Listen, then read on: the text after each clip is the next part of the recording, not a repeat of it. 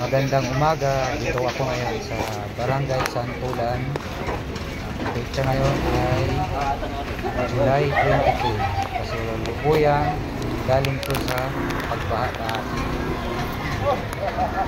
kasama ko sa gabi ko doon sa baha.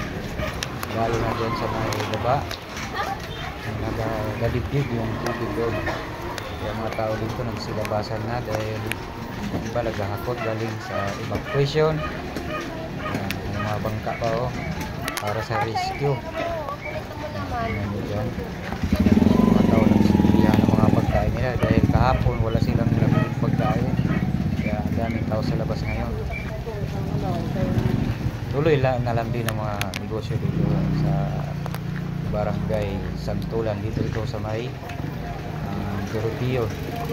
Pupunta sa Gabriel. Kapanigan dito. Street. May pasiyo, yan.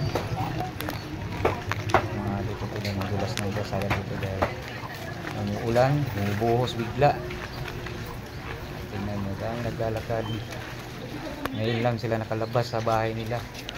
So iba, busy sa paglilimas. Mga dumi, putik. Yan sa baba na yan, malalim yan, hanggang dipid yan.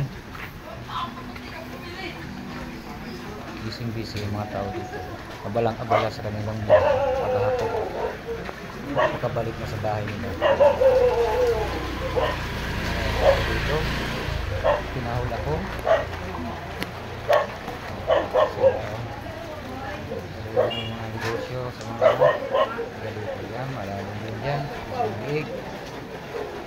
Bagay na. Update lang sa Pasig.